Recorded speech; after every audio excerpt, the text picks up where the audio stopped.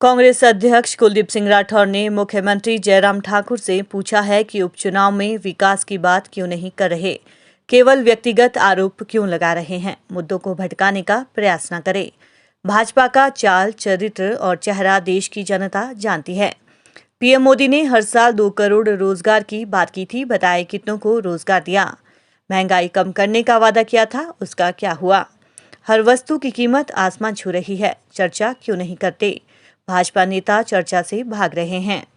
प्रदेश में कानून व्यवस्था चरमरा चुकी है और भ्रष्टाचार चरम पर है। उद्योग पलायन कर गए हैं। धर्मशाला में निवेश वीट के नाम पर बहुत उद्योग लाने की डींगे मारते थे, बताए कितने आए। बेरोजगारी में भी तीसरे स्थान पर आ गए हैं। जिनको रोजगार भी दिया वे केवल भाजपा के हैं। राठौर ने कहा कि इन चुनाव से ना हिमाचल सरकार बदलेगी ना दिल्ली सरकार, लेकिन जयराम की कुर्सी को जरूर खतरा हो जाएगा। कन्हैया भी इस देश के नागरिक है और उन्हें अधिकार है मुद्दों पर आवाज उठाने का। प्रतिभा सिंह के सैनिकों पर दिए बयान पर उन्होंने कहा कि सेना किसी की नहीं होती, ना भाजपा की ना कांग्रेस की। उनकी मंशा सैनिकों को ठेस पहुंचाने की नहीं थी, लेकिन भाजपा सेना के नाम पर राजनीति करती है, जो गलत है। इंदिरा गांधी के समय भी लड़ाई लड़ी, लेकिन कभी कांग्रेस ने श्रेय नहीं लिया। चीन सीमा पर जवानों की हत्या, पुलवामा में 40 जवानों की शहादत पर भाजपा जवाब क्यों नहीं देती? वीरभद्र सिंह और परमार कांग्रेस के नेता है और हिमाचल के निर्माता है। भाजपा नेता हिमाचल के निर्माण ही नहीं चाहते हैं। कांग्रेस अपने नेताओं का नाम भी लेगी और उनका सम्मान भी करेगी। वे हमारे लिए आदर्श है और वोट उनके नाम पर मांगेंगे, उन्हें श्रद्धांजलि भी देंगे, क्योंकि आज हिमाचल के विकास उन नेताओं की ही देन है। स्टार प्रचारकों को देशद्रोही कहना गलत है। देशद्रोही हैं तो सलाखों के पीछे डालें और साबित करें। मोदी और अटल खुद पाकिस्तान गए। आडवाणी ने तो जिन्ना की मजार पर चादर चढ़ाई। मोदी बिन बुलाए बिरयानी खाने गए। कांग्रेस नेता तो कभी नहीं गए, ना उनका नमक खाया। हम मुद्दों को भड़काने का प्रयास ना करें, क्योंकि हम जानते हैं भारतीय जनता पार्टी की जो चाल, चेहरा, जो चरित्र है, उसे देश की जनता वाकिफ हो चुकी है।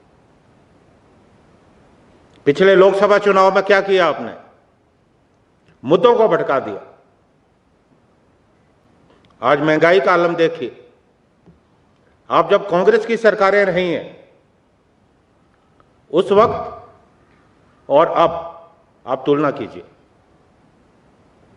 हर वस्तु की बात कर रहा हूं, चाहे खाने पीने की वस्तु हो, आटा हो, दालें हो, खाने का तेल हो, 2 गुना नहीं 3 गुना दाम हो चुके हैं। पेट्रोल डीजल की बात कीजिए, लगातार दाम बढ़ रहे हैं। आज गरीब वर्ग की बात तो छोड़िए, जो मध्यम वर्ग है उन्हें भी अपना किचन चलाना मुश्किल हो रहा है। तो महंगाई पे कोई चर्चा नहीं हो रही।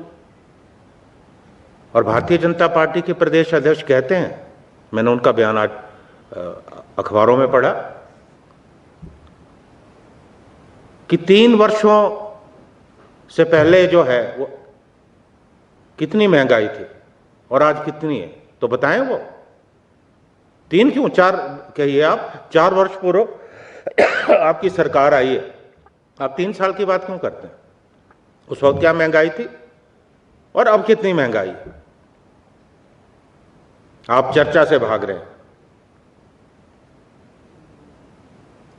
प्रदेश में कानून व्यवस्था देखिए किस हालात में। नशे का कारोबार बढ़ा है। आपने लगाम लगाने का क्या प्रयास किया? भ्रष्टाचार बढ़ा है।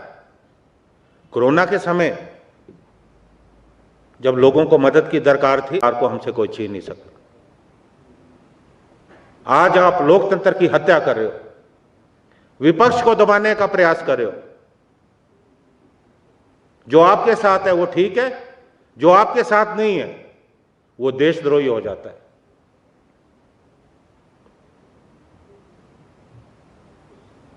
विरोध की आवाज को लोकतंत्र में जब जब दबाने की कोशिश हुई है, विरोध के स्वर बढ़े हैं, मुखर हुए। और कांग्रेस पार्टी ने देश की आजादी के लिए लड़ाई लड़ी है। आज लोक सत्ता को बचाने के लिए, लोकतंत्र को बचाने के लिए अगर कांग्रेस पार्टी के नेताओं को बलिदान देना पड़ा, उसके लिए भी हम तैयार हैं।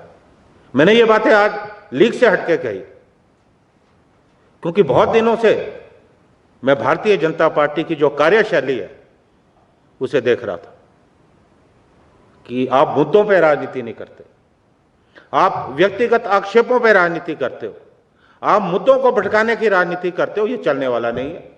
देश की जनता भी जान चुकी है, प्रदेश की जनता भी जान चुकी है, और इन 4 उपचुनावों में स्पष्ट रूप से जनादेश आपके खिलाफ जाने वाला है। आपने नगर निगम के चुनाव में पसीना भी बहाया, बहुत पैसा भी बहाया।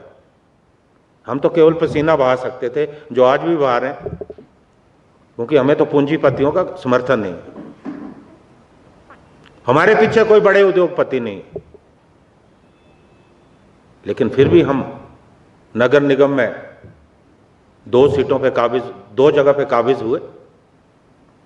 और अभी लाहौल स्पीति में जो पंचायती राज संस्थाओं के चुनाव हुए, वहां से प्रदेश में एक आला मंत्री है, फिर भी हमने वो चुनाव जीता है। मुझे पूरा विश्वास है कि इन 4 उपचुनावों में हिमाचल प्रदेश की जो जनता है वो मुद्दों पे वोट देगी। जितना मर्जी भटकाने का प्रयास होगा वो मुद्दों से नहीं भटकेगी।